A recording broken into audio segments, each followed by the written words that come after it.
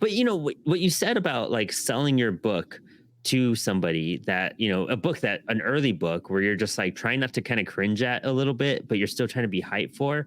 That is like another like thing creators need to know and remember too is like don't down your work in front Oh, of I like never do the that. audience. Like Never that's do that. yeah, like that's so crucial. Like the fact that you're able to be like positive and stick through the positivity and keep that going. Cause I've seen that. I've seen creators be like, oh, well, that was early. Like they're trying to explain themselves. I feel like I might have even done that once or twice too, with even like music or stuff like that, or especially podcasts. Like my first, like Apollo's first iteration of the show, I'm always like, don't check that out. Like it's not the best, but people are like, oh, I want to start from the beginning. And then they love it. They really get engaged and they enjoy it. But it's like our own self criticism that Yeah. like crushes that. And you're like, Mhm. when it comes to like promoting your work and anything you've done, just promote your work. It's your work. Be proud of it. You know, Yeah. like they'll see the evolution. They'll know that it's from 10, 15, 20 years ago and where we are now, it's going to be different. Like audiences get that. So being positive in those moments, best route you could take, and you'll make a dollar off of it too and not lose that Well, sale. I focus on the content, right? Like I don't Mhm. really focus. My job is not to talk about the art. The art is the art. The art will speak for itself. Yeah. So when I talk about heat, I tell people, it tells the story of what happens if the powers that make you a hero also want you to destroy the world. And like they want to hear about the story. And Yeah. it's my job to kind of, I've said this to other people, our characters don't have any emotional attachment to anyone. Like they're not Spider-Man, they're not Wolverine, Daredevil, Superman, Batman. Those characters already have even a small emotional attachment Hmm. to everyone. So you don't have to sell Superman for the most part. You don't Yeah. have to sell Batman, Spider-Man, because we've all watched a cartoon, read a book, seen a movie, whatever. The attachment's there. For us as indie creators, like no one knows Heat until you meet me or you see me on social media. So it's my job to introduce you to the character and give you the smallest amount of the smallest sorry the smallest emotional connection, and then for you to then look through the book, because a lot of times if you come up to my table I'll tell you very quickly what the book is about, and then I'll just let you flip through it, Yeah. and then I won't really say much. Or if I do, I'll talk about, oh, if you're wearing a cool cosplay or you have a nice shirt, or if you got a sports team, I might just talk sports or whatever and just let you flip through the book. And then if you have questions, I'll answer them. But I give you, I dangle the carrot, and then it's your job to, you got you got the pitch, you got the hook. If you like the art, that's it. I mean, either you like it and you like the hook and you like the pitch and you like the artwork and you get the book, or you don't. Or, Yeah. you can't, if you can't afford it now, maybe I see you next time and you can. But Hmm. I don't sell too hard, That makes like, sense. Yeah. Like you you know, want to have people resonate with it immediately. Just like when we were kids and we were going at comic book shops and or even as adults as we're at a comic book shop or a bookstore looking at a new book and trying to figure out what I need to get, what I should spend money on. And you're kind of trying to find something fresh and new and you're kind of debating like I haven't heard of any of these series. What even stands out? What really connects and resonates with me? And it, sometimes it kind of sucks because you're at a table, it's your business, it's like mini shops people are walking up to and they have to say yes or no to everywhere. right. But you have to know, like, your book should resonate with someone. Someone should take it and want to take it home and read it and check it out. And if you kind of push that sale too hard and you kind of force them to get it in a sense, like they might just take it home and just put it there and it might just sit there forever. Right. And you're like, dang, man, like I got a book out, but was it really for the right person? Like you put so much passion and money and investments into your creation. You want it to go to people that are going to like also love it and check it out, or maybe even just pass it along to somebody else. Like, but forcing a sale, I feel it like has a bigger backfire effect than like it does positivity.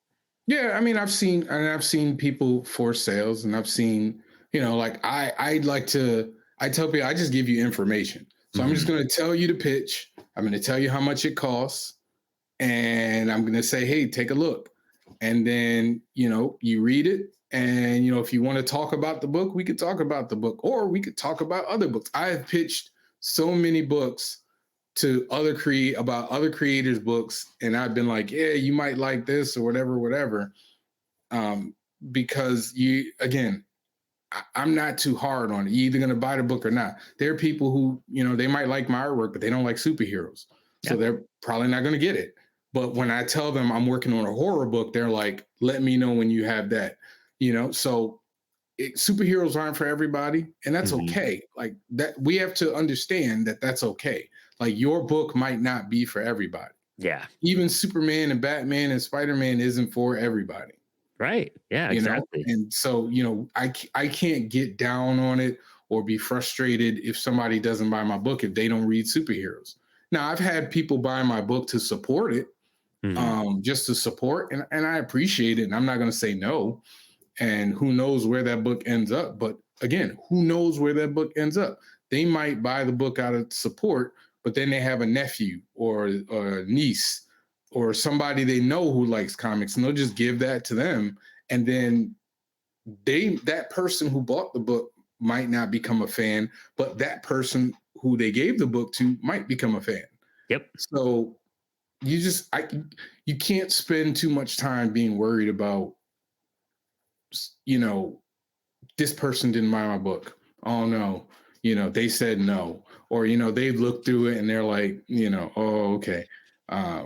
I can't dwell on that, because if I get frustrated with that, then I might miss the person who does want to buy my book. Like I've had, two sets of people come up to my table, and I'll say the thing, say the spiel, and one of them will stay and the other one will go. Yeah. And, or both will stay or both will go.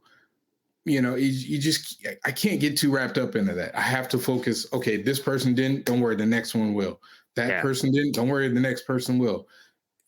And, even if you have bad shows, I've had bad shows before, but even in the bad shows, something good might have happened. Like I might have befriended like a creator, and that creator and that relationship might lead me to something else. So you just have to keep looking for the bright side of it, because everything happens for a reason. Dude, yes, 100%, and not beating yourself up about that's the key thing. Not everything's for everyone. You have specific tastes. I have specific tastes. Like, it's just like when you go up to other people's booths, you're like, oh, I'm cool stuff. Like, I'm really happy you're making comics. It's not for me, not my flavor, but I'm hyped that you're doing it. And it's like, we got to have that respect to customers too, and I think we forget that. Sometimes creators kind of beat themselves up a bit too much, be like, man, I just haven't, and that does get frustrating. You're rightfully able to be like, man, it's been a frustrating con. Like, I'm not making any sales here. It's kind of a bummer, but it's like, don't let it ruin your whole trip. Like, go back to the hotel and have fun, hang out with all the creators you've been befriending and like your neighbors and everything, and see where they're going. And you can meet up or, hook up with people to get on podcasts and whatnot. Like, there's so many opportunities other than the sale. And got to be open to that. Or maybe you just get a bunch of cool commissions done because you have a bunch of downtime because it's just a dead con or something too. So there's all sorts of things that could like happen and stuff like that. Whole lot. There's so much. Man, JaVon, I didn't even, we're already hitting an hour, dude. This has been an awesomely, like, really interesting and inspirational conversation on just your journey and your approach. The positivity you have behind it and the passion that you have, it resonates really well. And I think it lets a lot of creators know like what they need to do, what they need to think about, what they need to consider, and just like their attitude when they go out to these events. And I think more people need to hear this episode to kind of have a reminder of that because of how you're operating and what you've been doing.